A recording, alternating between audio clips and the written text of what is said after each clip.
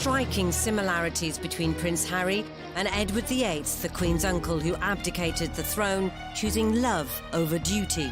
The ultimate comparison is them both ending up with American divorcees. Despite being separated by nearly a century apart and the different expectations of royal rank, when you are heir to the throne, you have this script to follow. their military aspirations, Edward VIII, as Prince of Wales, was keen to go to the front line. Lord Kitchener says no. If they said no, you can't go front line, then I wouldn't drag my sorry ass through Sandhurst. choice of wife, Courtiers were very sniffy about an American divorcee coming in. Who does she think she is? the sibling rivalry, You ever have disagreements about things? Oh, yes. and eventual exile were all remarkably similar. He tried to have his cake, eat it, and then order another cake on top.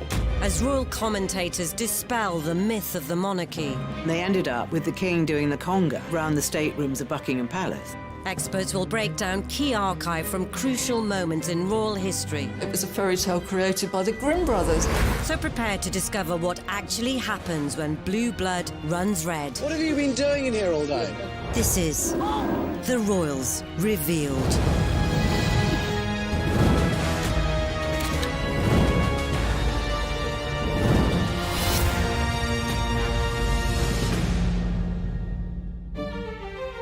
In this episode, we'll reveal how Prince Harry and Edward VIII's lives mirrored each other's, Those major royal players trying to find a solution to a constitutional crisis.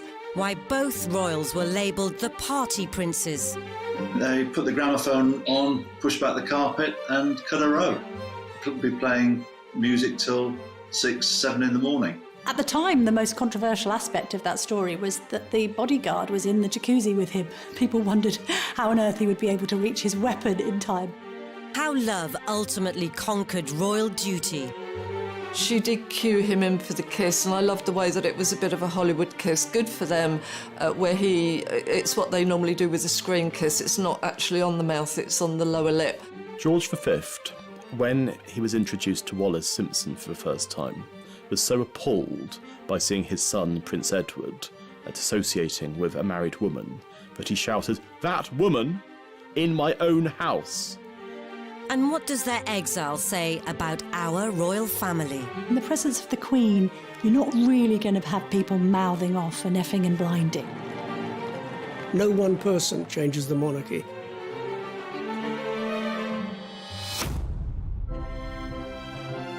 From the moment the two princes entered the royal realm, they were destined to experience persistent scrutiny from the world's media. Royal children have always been exposed to prying cameras, whether it's paparazzi or whether it's staff cameramen belonging to newspapers. We had that very famous photograph of Harry sticking his tongue out at photographers. Photographers are not always kosher. They egg on. For example, Harry only stuck his tongue out because the photographers were doing exactly the same. The uneasy relationship with the press continued into Harry's adolescence. Lots was written about Prince Harry's teenage years being that of a royal rebel. He was a playboy prince as far as the press was concerned. There was a bit of that. There was obviously the legendary cannabis smoking and Club H, which was Prince Harry's sort of social scene at Highgrove. And what we saw was Harry falling in and out of nightclubs, sometimes a little bit inebriated, on the odd occasion lashing out at paparazzi. All of these things are damaging perhaps to a certain extent for the monarchy, but actually, interestingly, endeared the public to Prince Harry because there was this sense that he was just a normal lad trying to let off steam. The same can be said of Edward, who, at the impressionable age of 16, became the Prince of Wales.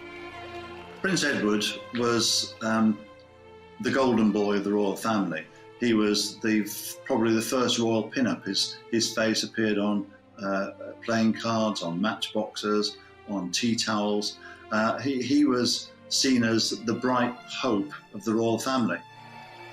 But the lofty title didn't prevent his own regal rambunctiousness. They put the gramophone on, pushed back the carpet and cut a row. Could be playing music till 6, 7 in the morning. Because the nickname that Edward had was Peter Pan, and certainly just as Peter Pan wanted to fly to Neverland, Edward wanted to escape Buckingham Palace, a place that he hated and always had bad association. I think with Edward, when you are heir to the throne, you have this script to follow. People practically tell you what to do in order to get there. That is your position in life that you're born to. It is inevitable, perhaps, that at some point you'll want to break loose, find your own voice. With Harry is the spare. He's like, my brother's got this. There is no particular roadmap for me. I'm just going to let loose. And that's what he did. Both princes had grown up with media attention, but they'd also grown up surrounded by the military. I remember him as a 5-year-old strutting down the private road at Kensington Palace in army fatigues and a parachute regiment, red beret, and he loved every minute of it. And it was the army that provided timely escape routes for both princes. But this led to Edward's first serious run-in with the state. Edward VIII, as Prince of Wales, was keen to go to the front line during the First World War. Lord Kitchener says no, and he was absolutely right. The heir to the throne does not go to the front line because there is a possibility that the heir to the throne might catch a bullet, might die, and got to find somebody else to take his place. He was prevented from going to the front, apart from on one occasion, and then he joined various staff officers to inspect the trenches. And he was lucky because a German shell landed by his vehicle, killed his chauffeur, and because he was inspecting the trenches, he was spared that fate.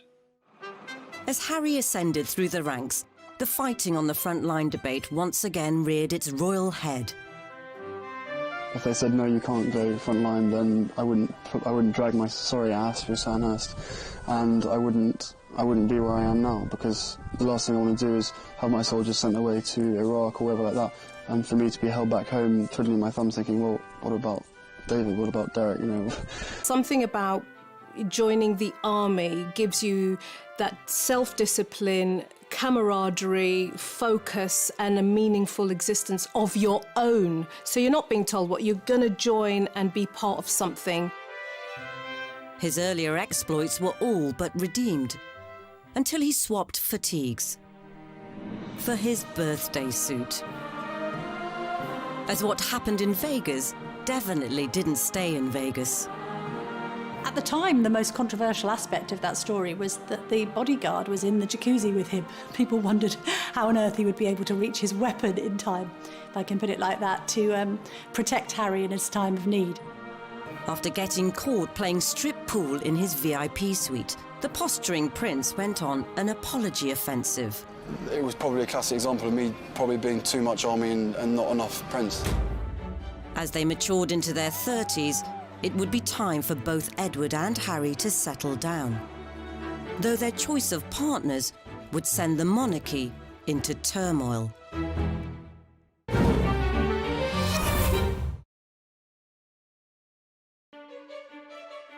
Edward VIII and Prince Harry shared many similarities. Both were skilled in military manoeuvring.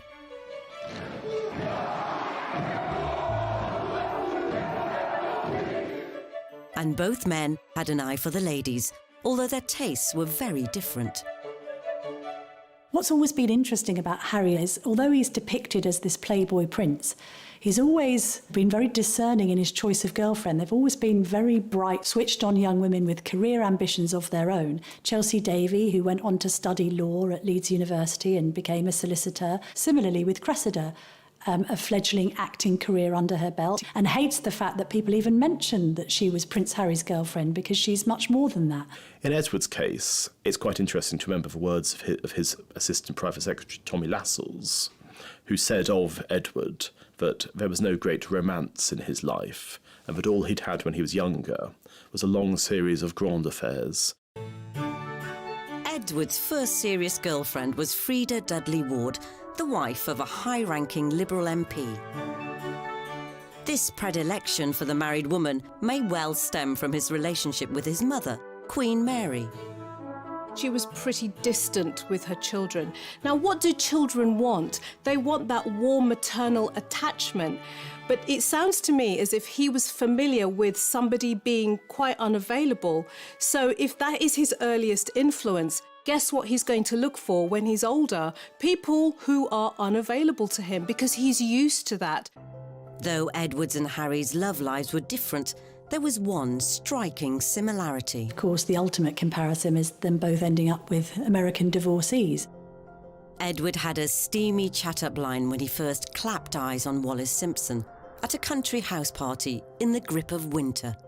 He asked her, as an American, did she find the central heating poor in these country houses? And she is apparently alleged to have said, oh, sir, I would have expected something smarter from the Prince of Wales. That's the legend. But if either were getting hot under the collar, there was a problem. It was very much the case that Edward, as the future King of England, would not have been allowed to marry a divorced woman. So it probably wasn't the best idea to bring her to the palace to meet the puritanical parents. George V, when he was introduced to Wallis Simpson for the first time, was so appalled by seeing his son, Prince Edward, associating with a married woman, that he shouted, "That woman in my own house!" And thereafter he had to be reassured, falsely, that Edward was not in a sexual relationship with her. Here was the future king lavishing Mrs. Simpson with what they felt was the family fortune, giving her jewellery, bracelets, necklaces, and the House of Windsor thought that they were being burgled from the inside out. Alec Harding, who was Edward's private secretary, often believed that the stress and misery that George was faced with for having seen his son cohabiting with Wallis was one of the things that led him to an early grave. Harding's theory may well have been correct, as George V died within 2 years, leaving the bewildered new King Edward VIII to address those who are now his subjects. I feel that his death is not only an overwhelming grief to my mother and to us, his children, but that it is at the same time also a personal loss to you all. George V was very reluctant to admit his son, Prince of Wales, into the inner sanctum of monarchy. That is to say, to read the red boxes, all the top secret documents, confidential papers, and so on. So he left the Prince of Wales hanging, and he didn't really prepare him for his future role as king. And George would have been turning in his grave if he'd known who was tagging along at the proclamation. He was quite astonishing to the British aristocracy and squirearchy that here's this woman, this twice divorced American, being allowed into the inner sanctum to watch the accession of Edward VIII at St James's Palace. Yet, for the British public, she remained a mystery. There are pictures taken of her next to Edward, and most of the papers owned by Lord Beaverbrook, the proprietor of the Express and the Evening Standard, either cut her out altogether or referred to her simply as Edward's friend. Unfortunately for Harry, there was no such censorship when Meghan came on the scene in 2016. At the time that she met Harry, and I think was a familiar face in the circles of, say, US breakfast shows and red carpet events in LA. I'm a California girl, born and raised, so the flip-flop culture is part of just who I am. I love my cutoffs and flip-flops and being as relaxed as can be. I think it's fair to say that before she was linked to Prince Harry, few people in the UK would have heard of her. But after she was linked to Prince Harry, obviously, she's become one of the most famous women on earth. Yet nothing could have prepared them for how intense the media scrutiny would become from portraying Meghan as the woman who would revolutionise the monarchy. No one person changes the monarchy. It's not something Meghan said when she was going to march into the monarchy and change it. And then there were the less forward-thinking factors. There was a bit of a narrative that seemed to be racially motivated about Meghan's background, and I think phrases like exotic DNA was used along with straight out of Compton, which she wasn't. Harry wasted no time in trying to set some ground rules, with a statement encouraging a ceasefire to the media bombardment. Harry called that up and said, this isn't right, cover the relationship fairly, by all means, but don't go around besieging family members.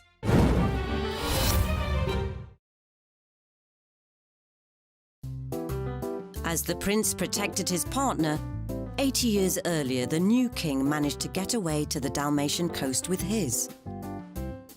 In the summer of 1936, they took a cruise on a boat called the Narlin, which travelled throughout Europe. And there are pictures of the American media with fairly straightforward headlines about the king and his mistress. And none of this made it into the British papers at all. And the continental press had a field day, with one candid snap in particular.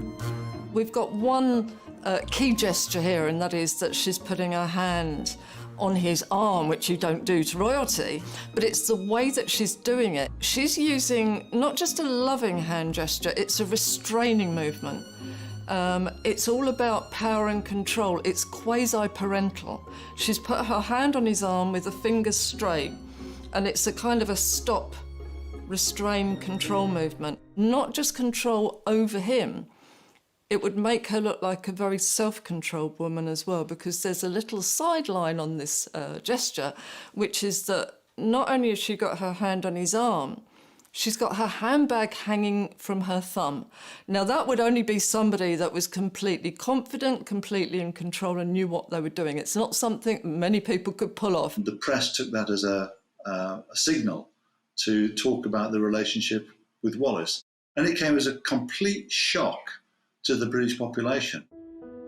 The press were duly dispatched to Wallace's residence, which was enough to send her fleeing to France, so the couple began writing to one another. Wallace used a word called enum, which she used in her letters to Edward, and enum essentially meant frightened and scared. And in one letter that she wrote Edward, she said, "When the two of us are together, I feel that we can just about bluff it out, but when I'm on my own, I feel terrified and I feel inadequate." As the furore grew back in Britain, news crews set about canvassing public opinion. King, he should marry who he loves. He's been a good chap to the working class. That's my opinion of him. I am a housewife. Personally, I think he is a sign of modern democratic times. I am a chauffeur by profession. After all, the king is a man like myself, but he should not allow his private life to interfere with his public life. If you go into the National Archives and look in their private vaults, you'll see thousands of letters sent to Edward basically saying, "Don't do it, sir." 8 decades on, the public had warmed to Meghan. She really is beautiful, isn't it? Women particularly were drawn to her because she seemed to be the kind of princess who wanted to be heard as well as seen, and to have a platform and to champion really important subjects like women's rights. And when they did their tour of the UK, there were crowds in the streets shouting their name. There was such a huge amount of goodwill behind them both. But easing Meghan into the formalities of royal family life required some on-the-spot schooling from Harry. Harry, I think, is being very clumsy with what are called his tie signs here. He's being quite annoying. This is like an actress who is suddenly finding that on set, somebody's trying to give her stage directions. She's looking just slightly peeved that he's interrupting her, because that would be rude at any party. He actually beckons her over, which again would make her feel a bit powerless, and then he steers her and actually pushes her over to the next group. Nobody's going to like that very much, and what she does, she's very polite, she smiles, she comes across. But you'll see that she responds with a reciprocal pat on the back. She pats Harry on the back, so like, you pat me, I'm going to pat you. And what that implies is that, yes, that's fine, and I know that this is a job we've got to do, but I'm also in control here. When we get to the church clip, again, a lot of this, I think people were saying, oh, she's being told off and she's not comfortable. Again, I believe this was Harry's mistake. And it's actually her, to me, caught up in a power battle between the two brothers, even at that stage, because she's very happily talking to William and Kate and smiling, laughing with them. You can see Harry getting more and more agitated. He faces front, he won't join in the conversation, his face drops, he turns round and he uses what's called a leading gesture. He points, sort of, no, pay me attention and look over here. And she kind of colludes, but it's a bit like she's dealing with a little bit of a spoilt child at that point. I think anybody entering the royal circles needs to come with their A game and be very resilient, because not only do they have protocol and rules and hundreds of years of practice, but they also have the court of public opinion. We are on the outside looking in, judging. But even almost mastering the arcane art of the curtsy couldn't protect Meghan from some alleged friendly fire. Meghan and Harry, they felt that she wasn't welcome. She wasn't welcomed by William and Catherine, and that she wasn't particularly welcomed by other members of the family. So we do see similarities with Wallis Simpson, both on a negative front. This idea that courtiers were very sniffy about an American divorcee coming in. Who does she think she is, coming over from America? So even if there were any lingering hostilities, Harry proposed less than 18 months after their first date. It happened a few weeks ago, earlier this month, here at our cottage. In terms of who was taking the lead in this clip, it's very interesting because the strongest signals come from Meghan, who is using what's called pseudo-infantile remotivational techniques. She's clutching his hand with both of her hands like a small, vulnerable child. And that made her look very sweet and very cute. Just an amazing surprise. It was so sweet and natural and very romantic. She wanted to be popular, she wanted to be ingratiating into a very difficult family, and I think that slight lowering of herself, that looking slightly vulnerable, was a very good ploy. Beneath that, though, we were getting some completely different signals, because if you can see when she's holding his hand, she's actually stroking his hand with her thumb. And what that means is she's calming him down. She's reassuring him. He doesn't like the press. He doesn't like to come out and be doing this. When they first walked out towards the press, she's rubbing his arm.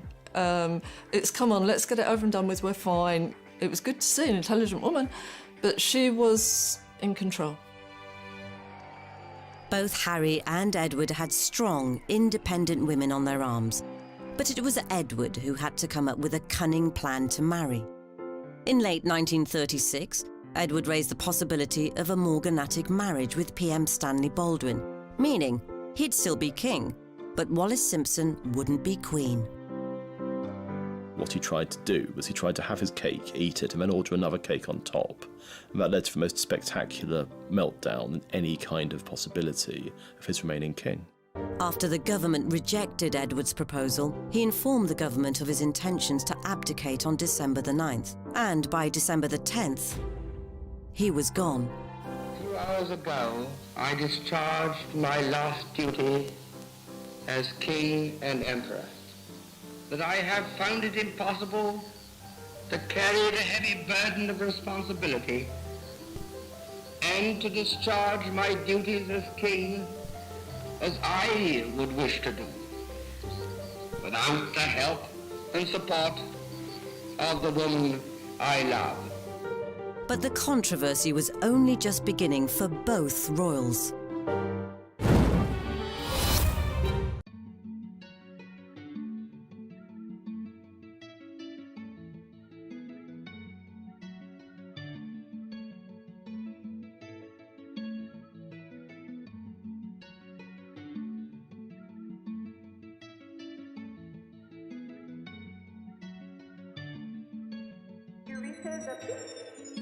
Oh my God.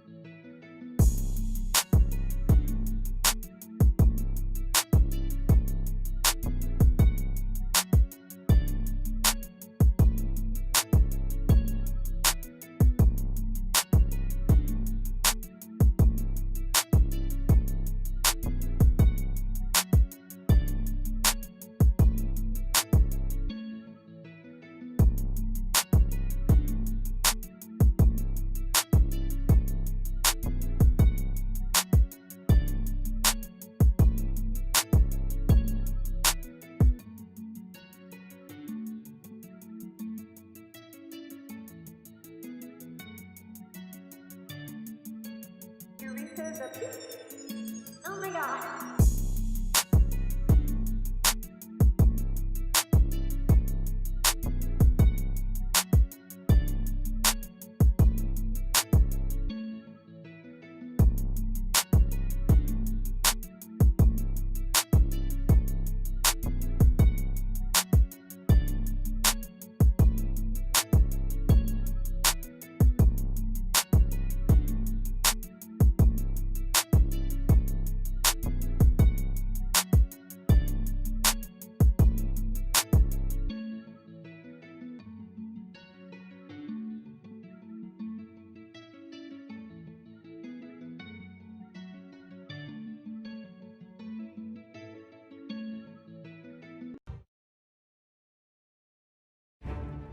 Wallis Simpson and Meghan Markle both had a rocky start to life as royal consorts.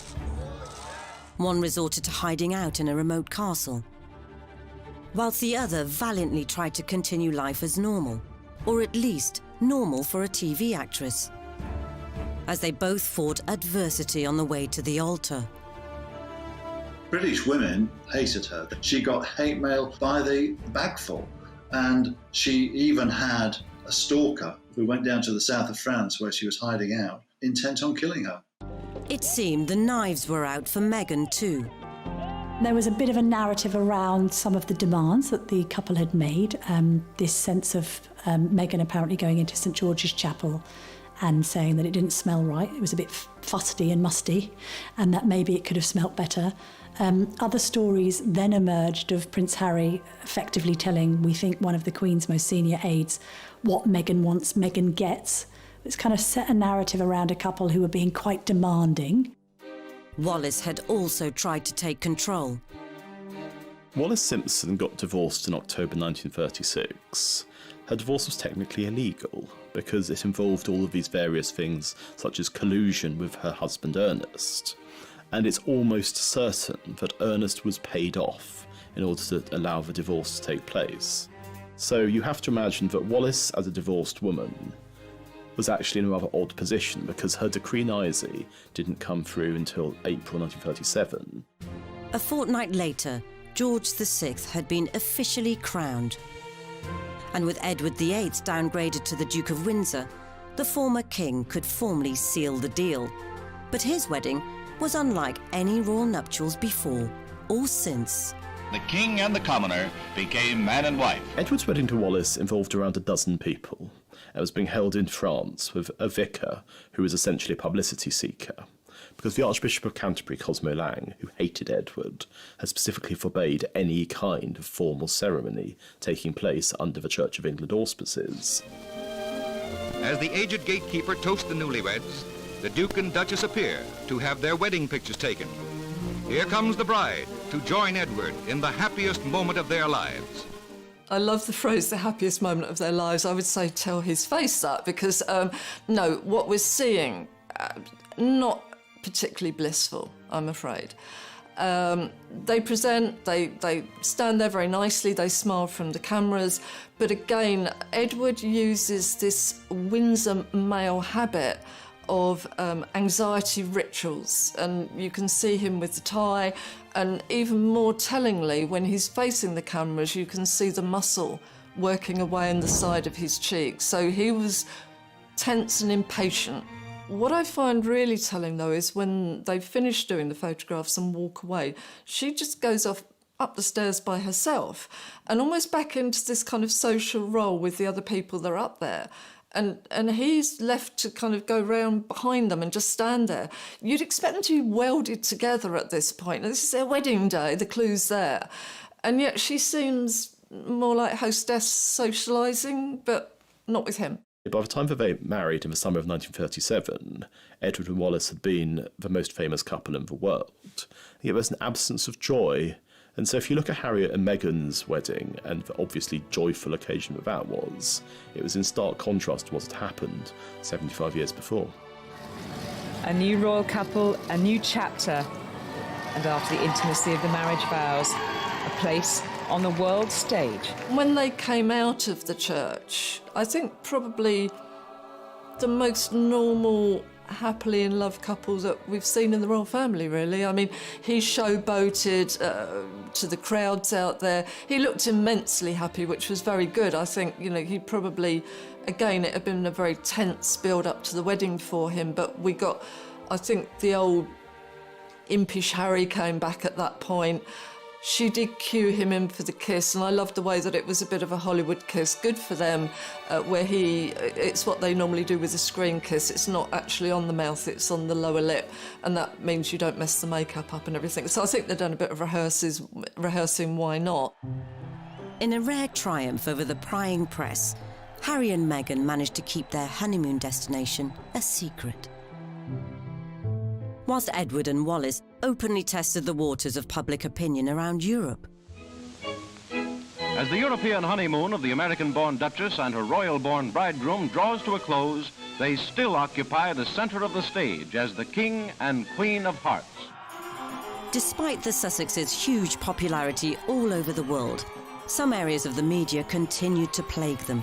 Even news they were expecting was seen as fair game for critique. There was so much criticism about Meghan and the way that she kept cradling and holding her baby bum, and I don't know, some people in the press, it's almost like, oh, she's overdoing it and showing it off. So what? No. I think the big problem was that people didn't get that for years and years and years, particularly in the royal family, it was almost seen as a bit obscene when they were pregnant, so they'd end up wearing a bell tent dress, and then suddenly we got a very liberated woman who would wear whatever she wanted to wear, even if it was quite a tight dress, a revealing dress, and constantly cradling the bum. And I would say good for her. She was so clearly in love with her baby bump, which is natural. The trouble is the media seem to have taken offence at this and gone at her quite negatively and made it out that she was doing something unnatural, abnormal, and almost to the point of heinous. And she wasn't. Lots of mothers do that every day, but they're not in the public eye. And I think for Meghan, it may have been another attempt to other her, put her in a different box. Have you seen the way she's behaving? It's not quite the done thing, although there are loads of examples of Kate doing exactly the same thing. Even the decision to not replicate Harry's own newborn on the hospital steps shot was the subject of scorn. Births, deaths and christenings and weddings have always attracted media attention. The media want them. If they didn't let them in, there'd be a tremendous furore, as we saw with the christening of Archie. Harry and Meghan, they didn't want photographers, and there was a lot of adverse press against them. So, you know, it's a catch-22, isn't it? Damned if you do, damned if you don't. Eventually, enough was enough. And in October 2019, the Sussexes released another statement admonishing foul play. The second press statement was effectively suggesting that there was a vendetta or a campaign against Meghan, and that the media wasn't motivated by the right incentives when covering the Sussexes. That's then taking the coverage extremely personally and suggesting that you are being treated unfavourably, for instance in the case of Meghan against Kate. Again, there's a short memory syndrome going on, because back in the day when Kate was on the scene, she was being called Weighty Katie. Her and Pippa Middleton, her sister, were called the Wisterias because they were fragrant with a ferocious ability to climb. Short memory or not, Harry and Meghan were on the offensive, and they seemed to be handling it personally. Some of the wording of the second press statement was a bit jumbled and a bit confused. It was also laced with Americanisms, and therefore looked as if it was being written by Meghan directly. And when you've already got a narrative of Meghan driving a wedge and Harry being somewhat under the thumb, that only serves to confirm that theory. Regardless of whether Harry may have been wrapped around Meghan's finger, a couple of months later, everything unravelled. The Duke and Duchess of Sussex have announced that they are carving out what they call a new role for themselves. As like his great-great-uncle before him, Harry chose love over duty. I don't believe for a moment Harry forgot his purpose. I think Meghan suddenly found herself in a goldfish bowl that she didn't want to be in. When it was all kicking off, the Royals did what any family would do. They held a meeting. The summit involved the Queen, Prince Charles, the Duke of Cambridge and Prince Harry.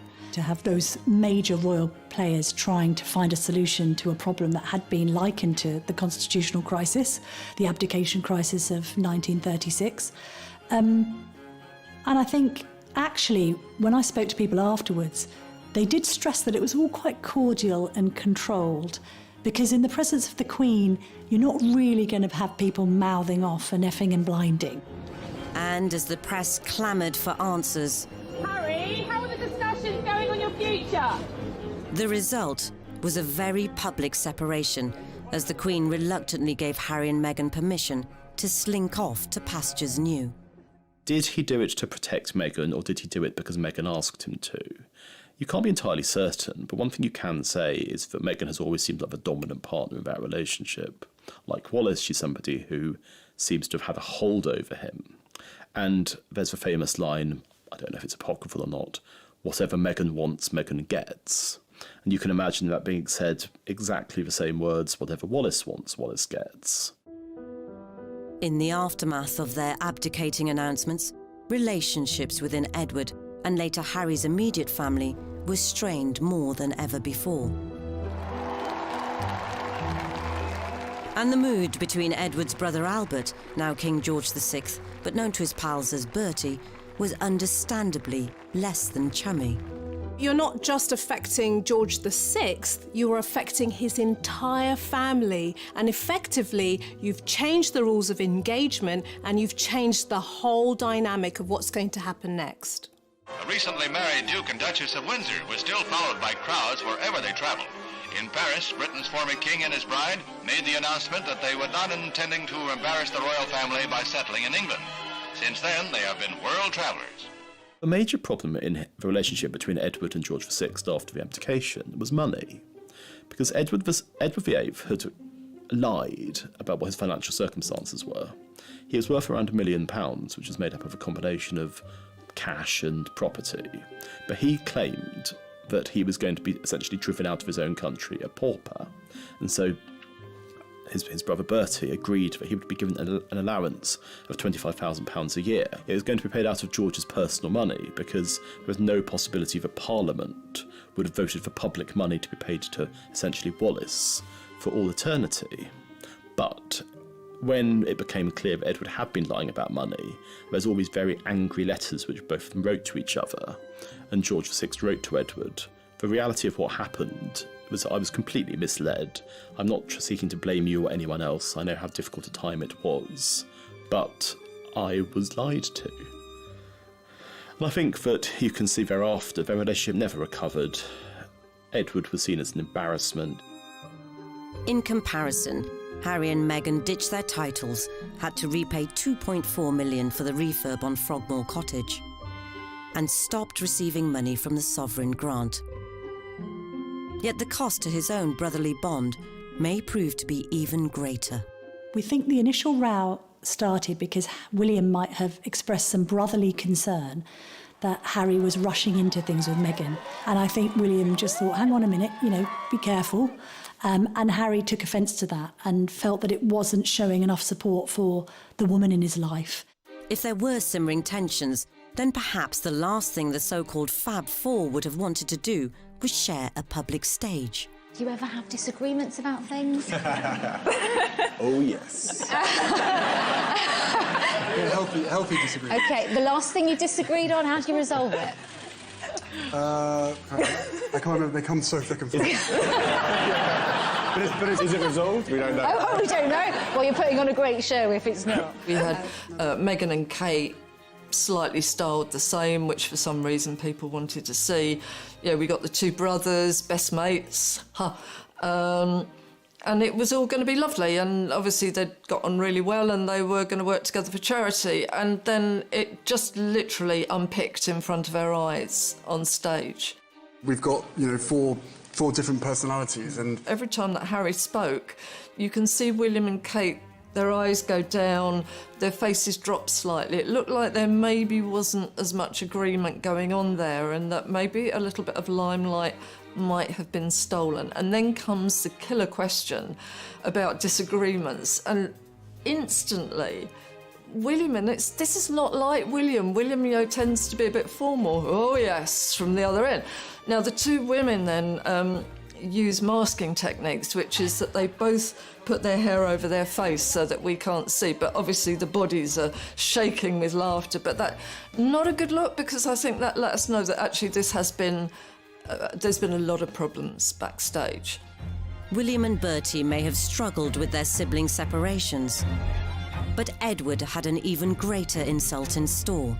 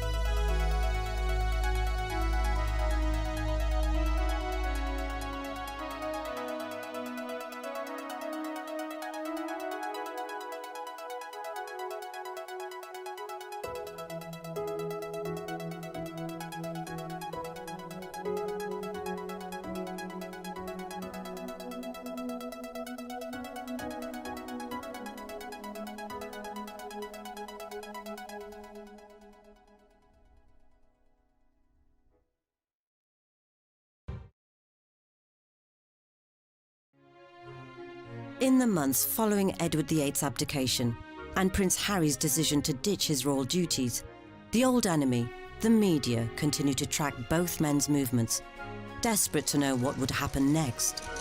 The media have made much of Harry and Meghan stepping down from royal duties and coined the phrase Megxit. Is there any chance that it actually might have been Harry's exit? He might have been the person to make the decision to say, you know what, I want to step away from this and protect my wife and my child. While Harry was being resolute, Edward surrendered to the Nazis, visiting occupied Germany in 1937. He was somebody who did the most stupid things, going to visit Hitler, giving Hitler a Nazi salute, and being received by him in 1937, when Britain was on the verge of war. It was an action that you can only see through the prism of absolute rank stupidity.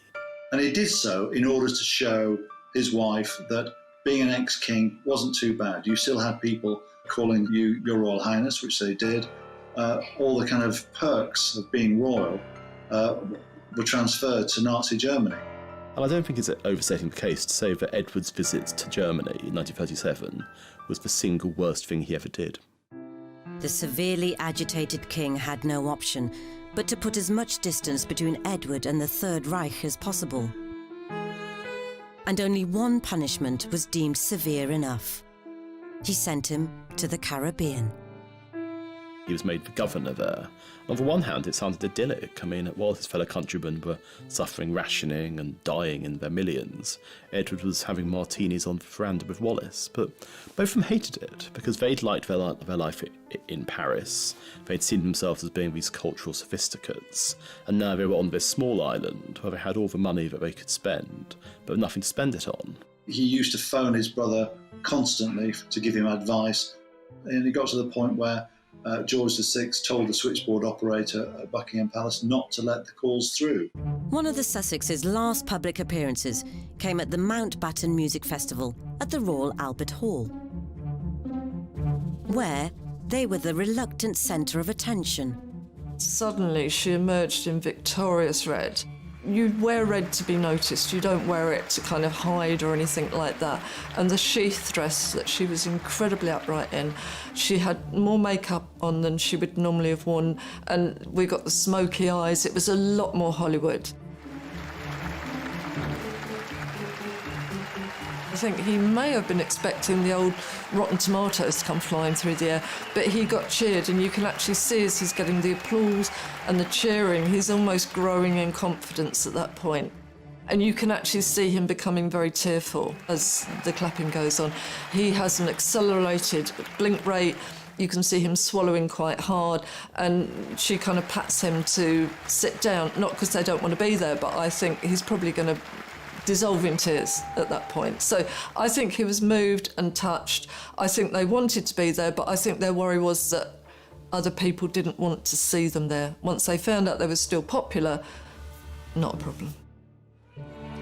Though the Sussex backstep may not have been as momentous as a king extracting himself from a whole empire, Harry's departure highlights the dilemmas faced by those born to a life in service, and how this can clash with their hopes, desires, and what they believe best for loved ones.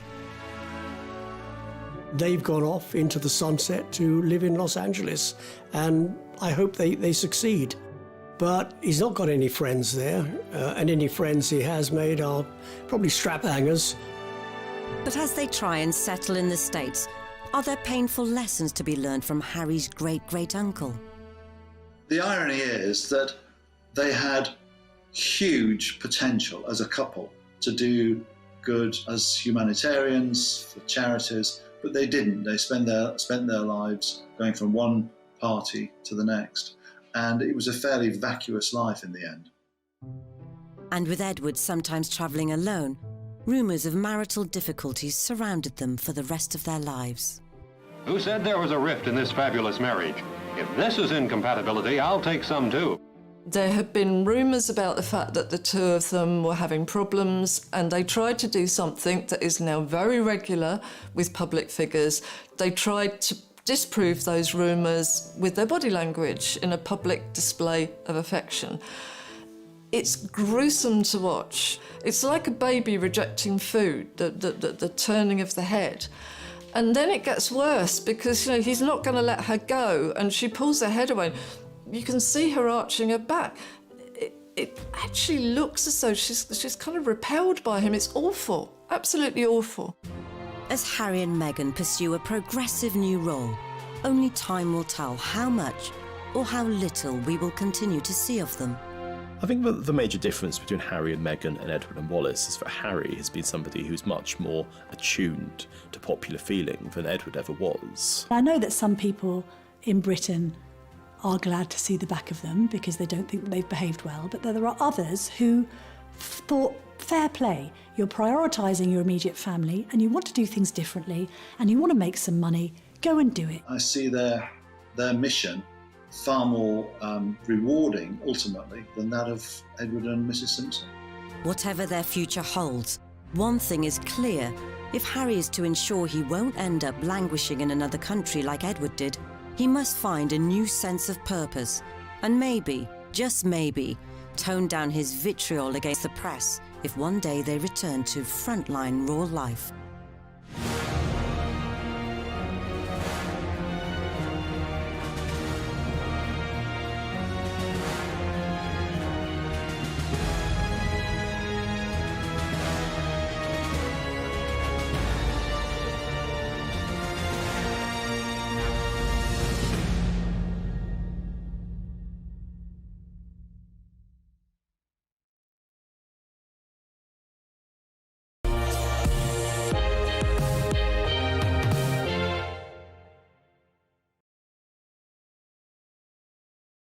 Or whether it's staff cameramen belonging to newspapers. We had that very famous photograph of Harry sticking his tongue out at photographers. Photographers are not always kosher. They egg on. For example, Harry only stuck his tongue out because the photographers were doing exactly the same. The uneasy relationship with the press continued into Harry's adolescence. Lots was written about Prince Harry's teenage years being that of a royal rebel. He was a playboy prince as far as the press was concerned. There was a bit of that. There was obviously the legendary cannabis smoking and Club H, which was Prince Harry's sort of social scene at Highgrove. And what we saw was Harry falling in and out of nightclubs, sometimes a little bit inebriated, on the odd occasion lashing out at paparazzi. All of these things are damaging perhaps to a certain extent for the monarchy, but actually, interestingly, endeared the public to